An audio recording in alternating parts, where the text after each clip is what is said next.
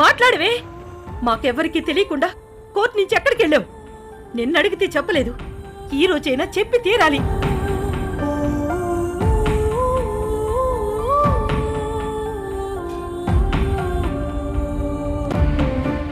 మౌనమే నీ భాష అయితే ఈ మనుషులెందుకు, ఈ బంధాలెందుకు?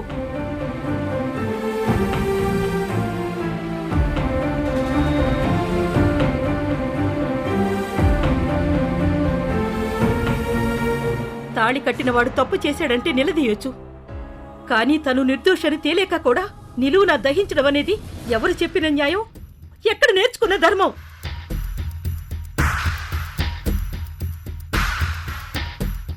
ఆవేశపడకండి అత్తయ్య.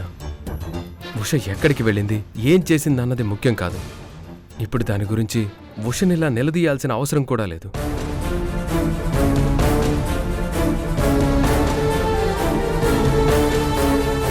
అయినా కొన్నిసార్లు సమస్యకు సమాధానాలు వెతకడం కంటే ఆ సమస్యను కాసేపు పక్కన పెట్టడమే మంచిది. అది కాదు బాబు, కన్న కూతురైనా సరే తప్పు చేస్తుంటే ఎందుకు చూస్తూ ఊరుకోవాలి? అమ్మా ఉషా, ఏంటమ్మా ఇదంతా? నీ కన్నీరు వెనక అర్థం ఉండొచ్చు, కానీ నువ్వు చూపిస్తున్న ఈ మౌనం వల్ల జరిగే అనర్థం నీకు అర్థం కావట్లేదా?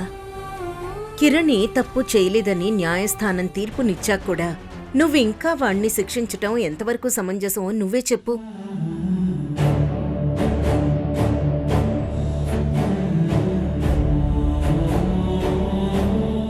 కోర్టు ఇచ్చిన తీర్పు కంటే నీ ఓదార్పే వాడికి ముఖ్యమని నువ్వెందుకు అర్థం చేసుకోలేకపోతున్నావు? నీ మనసులో ఏముందో నాకు తెలియదు, కానీ ఆ మనసులో కిరణ్ మీద ప్రేముంటే ఒక్కసారి వాడితో మాట్లాడమ్మా.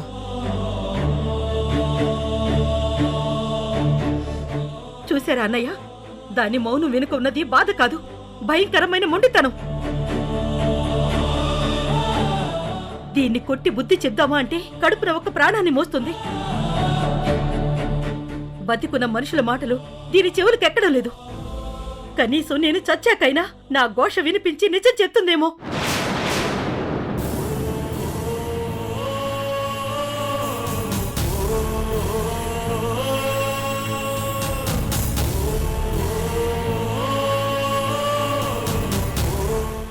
అంత పెద్ద మాటలెందుకు ఆంటీ? నేను చెప్తాను. సుప్రియ వచ్చిందా? చెప్తుందా ఏంటి?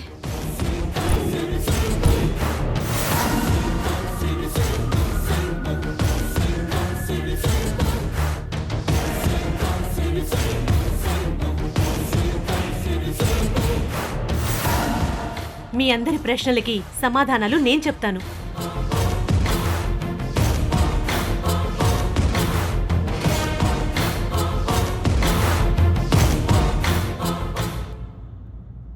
అవును, ఆ సమాధానాలు నా దగ్గరున్నాయి.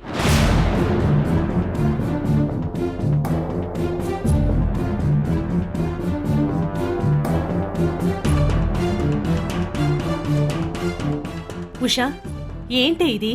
నీ బాధని బయటికి చెప్పుకోవు సరే, కానీ ఆ రోజు కిరణ్ గారు నిషాని పెళ్లి చేసుకుంటున్నారనే ఆవేశంలో నీ మెడలో ఉన్న పవిత్రమైన తాళిని తెంపావు. ఆ బాధలో 6 నెలల పాటు గౌరీదేవి దీక్షలో ఉన్నట్టు నిజం చెప్పకపోతే నీ మౌనం వెనుక ఉన్న వాస్తవం ఇంట్లో అందరికీ ఎలా అర్థమవుతుంది? ఏంటమ్మా నువ్వనేది? అవునంటీ, ఉషా గౌరీదేవి దీక్షలో ఉంది.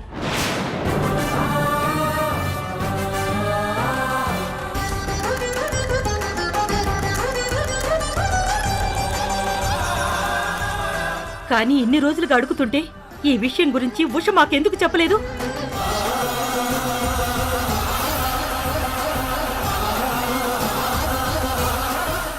అందరికీ చెప్తే అది దీక్షలా అవుతుందంటీ.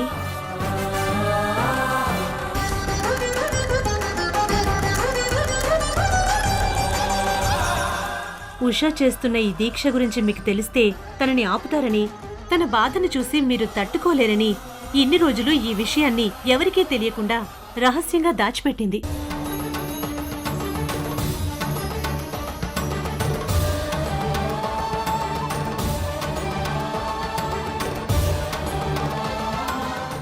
ఆ రోజు నువ్వు కోపంలో తెంపేసిన తాళిని తలుచుకుని బాధపడుతున్నావని మాకు తెలియదమ్మా.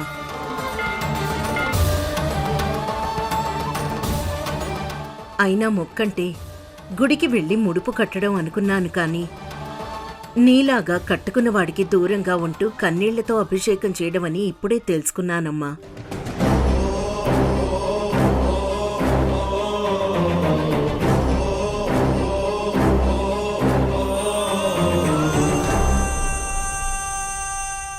ఉషా, రేపొచ్చి కలుస్తాను. వస్తానంటీ.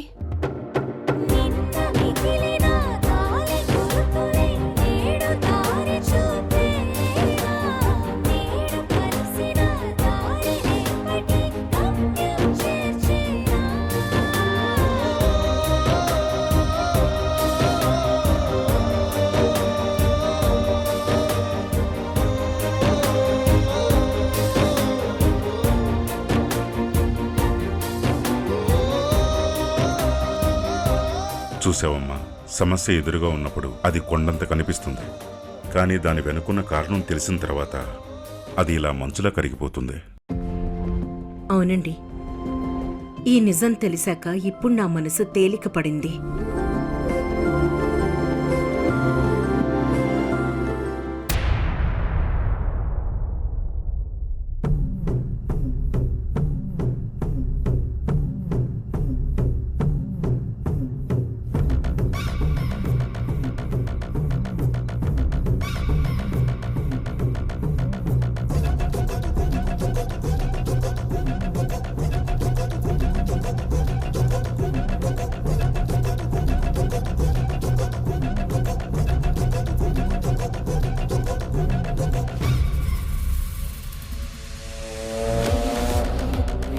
తరుణ్ గాడు ఏ నిమిషంలో ఓడిపడి నన్ను అరెస్ట్ చేసి జైలుకి పంపిస్తాడో అని భయంతో చచ్చిపోవాల్సి వస్తుంది.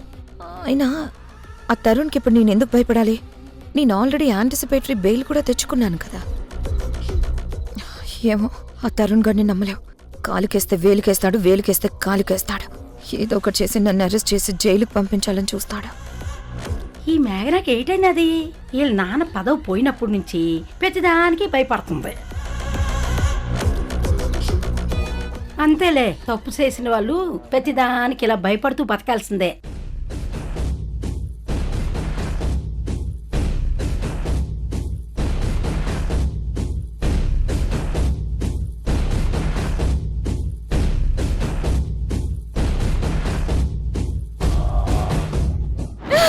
తరుణ్, ప్లీజ్ ప్లీజ్ నన్ను అరెస్ట్ చేయొద్దు. మేఘనా, తరుణ్ బాబు కాదు, నాను రావులమని. నువ్వా? ఆ తరుణేమో అనుకున్నాను. ఆ తరుణ్ బాబు నిన్ను అరెస్ట్ చేయడానికి ఇంటికి వచ్చినప్పటి నుంచి నువ్వు ఇలా ప్రతిదానికి భయపడుతూ సిరాకు పడుతూనే ఉన్నావు. ఎందుకమ్మా అంత భయం తరుణ్ అంటే? నేనేమో భయపడ్డం లేదు. అయినా నేను ఇప్పుడు యాంటిసిపేటరీ బెయిల్ తీసుకొని నా జాగ్రత్తలో నేనున్నాను కదా. నన్ను ఇప్పుడు ఎవరూ టచ్ కూడా చేయలేరు. అక్క,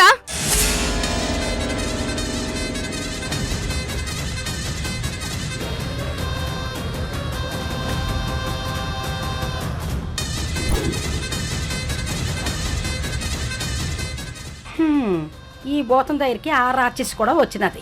నాన్న ఇక్కడ ఉండడం మంచిది కాదు, వెళ్ళిపోవడమే మంచిది.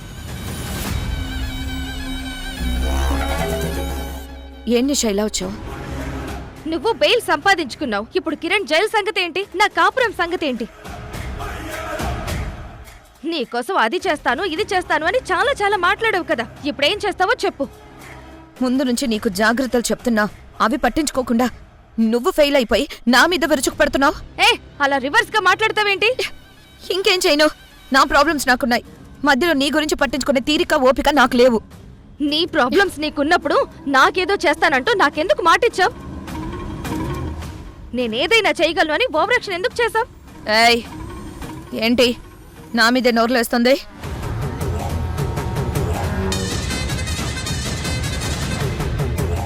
ఈ మేఘన 2 అడుగులు వెనక్కి వేసింది కదా అని తక్కువ అంచనా వేయకు.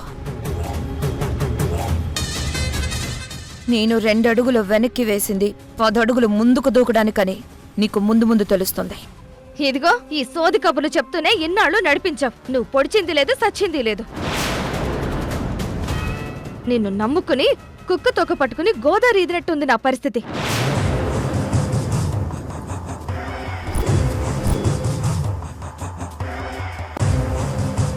నిషా ఏం మాట్లాడుతున్నావే? అరవకు మేఘన.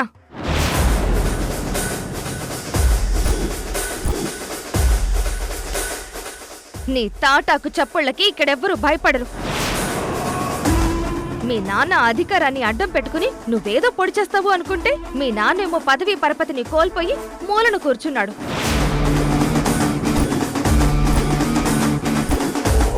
నువ్వేమో ఆ తరుణ్ ఎప్పుడొచ్చి అరెస్ట్ చేస్తాడా అని భయపడి టెన్షన్తో చచ్చిపోతున్నావు. అసలు నిన్ను నమ్ముకోకుండా సొంతంగా నా ప్రయత్నాలు నేను చేసినా ఈ పాటికి నేను అనుకున్నది సాధించేదాన్ని. అసలు నువ్వింత పనికి మాలిన దానివని అనుకోలేదు.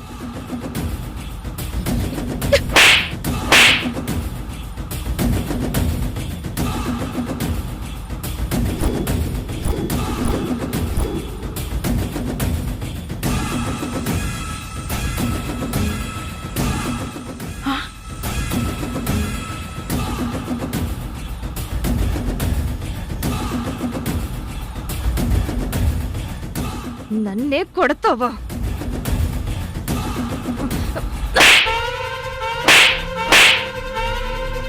పొలము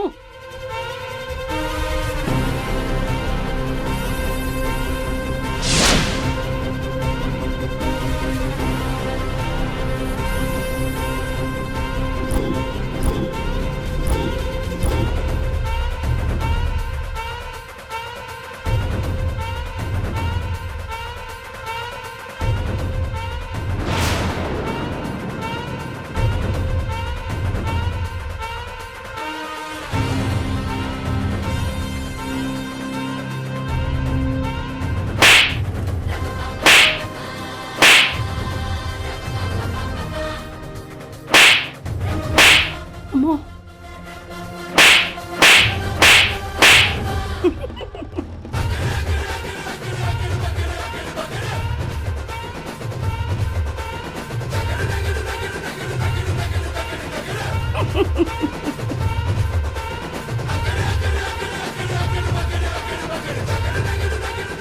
ఇన్నాళ్ళు ఇద్దరు కలిసి పక్కనోళ్ళు కొంపలు కూర్చడానికి చూసినారు.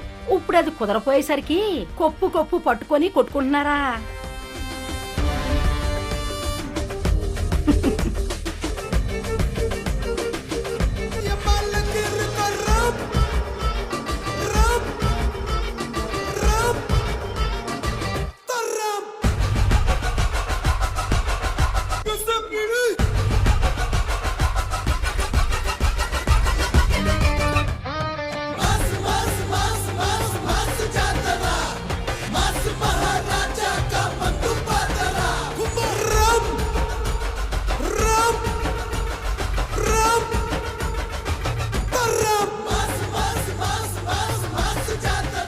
ఏంటే సరిపోలేదా?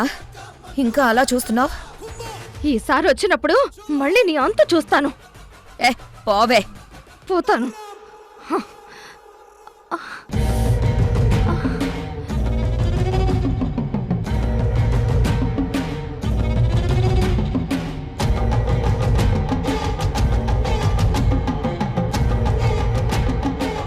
సై స్వర్ణ, నీ కూతురు నా ఇంటికొచ్చి ఏం చేసిందో తెలుసా?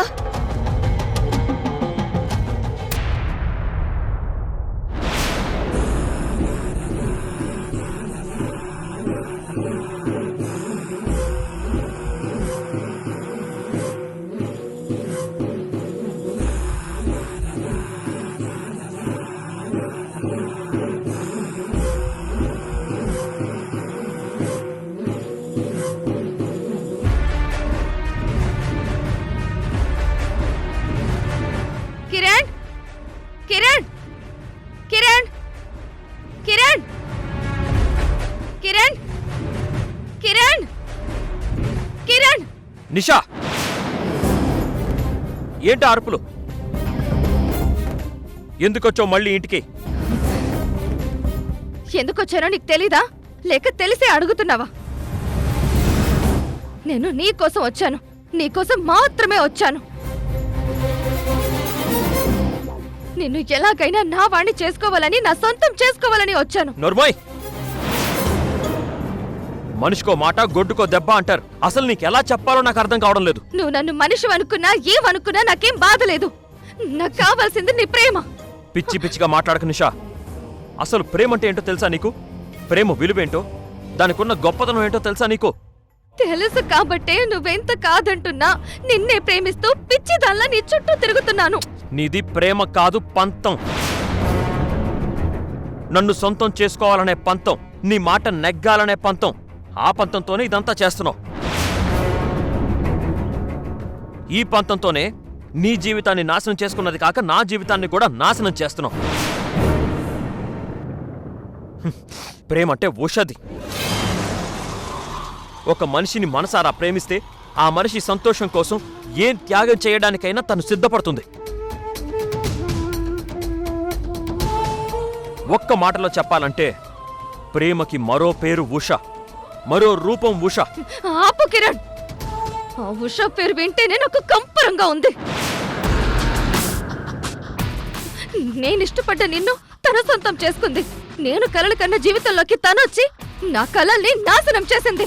నా అహం మీద దెబ్బ కొట్టింది. అందుకే ఎలాగైనా నిన్ను దక్కించుకోవాలని రూపం మార్చుకుని, పేరు మార్చుకుని, మొత్తంగా నా ఐడెంటిటీనే మార్చుకుని పల్లవిగా మళ్ళీ నీ జీవితంలోకి అడుగు పెట్టాను.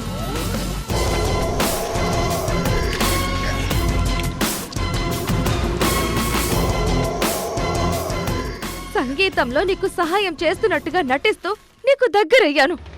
ఎంతో కష్టపడి ఎన్నో ప్లాన్స్ వేసుకుని మీ మధ్యలోకి నేను రాగలిగాను.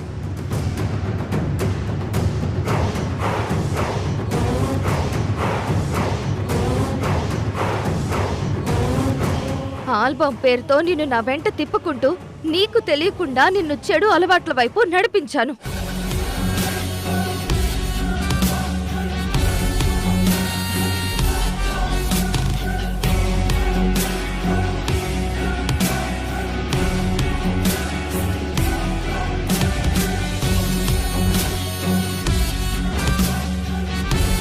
కూల్ డ్రింక్ లో మత్తు మందు కలిపి ఆ రోజు రాత్రి నిన్ను నా ఇంట్లో ఉండేలా చేశాను.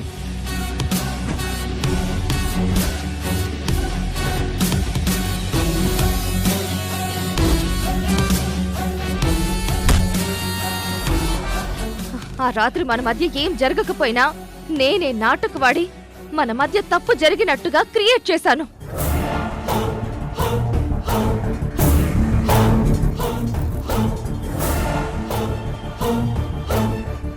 నిన్ను పూర్తిగా నమ్మించడానికి, నిన్ను ఎమోషనల్ గా బ్లాక్మెయిల్ చేయడానికి సరోగసి ద్వారా కడుపు తెచ్చుకున్నాను. కడుపులో ఉన్న బిడ్డను అడ్డం పెట్టుకుని నీతోనే నువ్వు ప్రాణంగా ప్రేమించే ఉషకి అబద్ధాలు చెప్పించాను. మీ ఇద్దరి మధ్య దూరం పెంచగలిగాను. ఈ ఇంట్లోకి అడుగు పెట్టాక ఎలాగైనా ఉషని ఇంట్లో నుంచి వెళ్ళగొట్టి ఆ స్థానంలో నేనుండాలని నా మాటలతో ఉషని వేధించాను.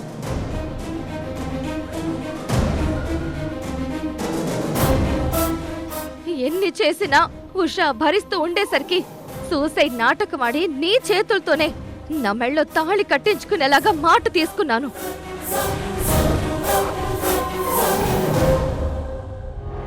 మనకి పుట్టబోయే బిడ్డ మీద ప్రమాణం చేసి చెప్తున్నాను, నీ మెళ్ళో నేను తాళి కడతాను.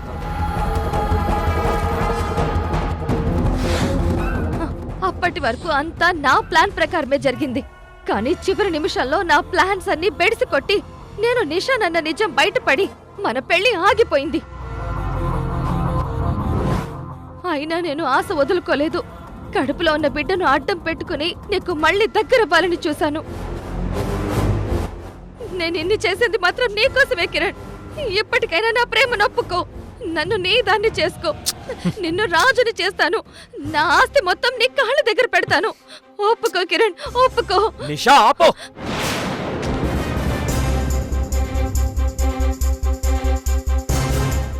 నువ్వు ఎప్పుడు నన్ను ప్రేమించలేదు. మొదట్లో నా మీద నువ్వు ఆశపడ్డావు. నేను కాదని చెప్పడంతో దాన్ని నీ ఈగోకి తీసుకున్నావు. ఉష నా జీవితంలోకి రావడంతో తన మీద పగ పెంచుకున్నావు. ఆ పగతోనే సంతోషంగా గడుపుతున్న మా జీవితాల్లోకి వచ్చి మమ్మల్ని దూరం చేయాలని చూసావు. నువ్వు అనుకున్నది జరగకపోయేసరికి ఆ పగతోనే నన్ను జైలుకి కూడా పంపించావు. మొదట్నుంచి నువ్వు నన్ను ఉషని దూరం చేయాలని మాత్రమే చూసావు. కానీ మా పవిత్రమైన ప్రేమ మా ప్రేమని అడుగడుగునా కాపాడుతూ వచ్చింది. ఇప్పటికైనా ఆ పగని వదిలేసి ప్రేమంటే ఏంటో తెలుసుకొని మనిషిలా బతకడం నేర్చుకో. ముందిక్కడి నుంచి వెళ్ళిపో. లేదు కిరణ్, నేను ఆ ఉష ముందు ఓడిపోను. ఓడిపోయి బ్రతకలేను. ఎలాగైనా నీతోనే కలిసి ఉంటాను. ప్లీజ్ కిరణ్, ప్లీజ్ నిషా. కిరణ్, నన్ను పెళ్లి చేసుకో. నువ్వు నిషా. లేకపోతే నేను బ్రతకలేను. హే, నిషా, ప్లీజ్ ప్లీజ్. కిరణ్, నన్ను హే, పెళ్లి నిషా. చేసుకో. ప్లీజ్ కిరణ్, నన్ను పెళ్లి చేసుకో. నిషా. ప్లీజ్ కిరణ్.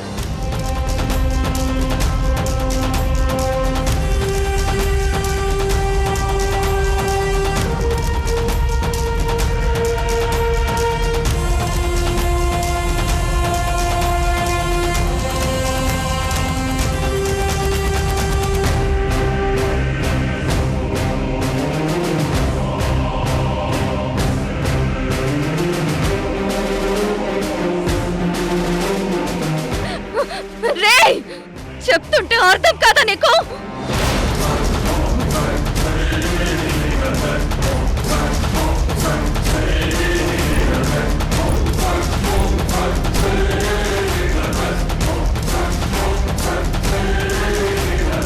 అంటే నువ్వెక్కడికి వెళ్ళావు, ఎవరిని కలిశావు, ఎందుకు అబద్ధం చెప్తున్నావు, అవన్నీ నాకు తెలిసిపోయాయి ఉషా. పొరపాటున ఈ విషయం నువ్వు ఎవరితో చర్చించినా, ఈ పుణ్యకార్యం గురించి చెప్పినా నీ భర్త నీకు దూరం అవుతాడు. ఎలా తెలిసింది? పదా, నేను రాను. కిరణ్ నా సొంతం అయ్యే వరకు నేను రాను.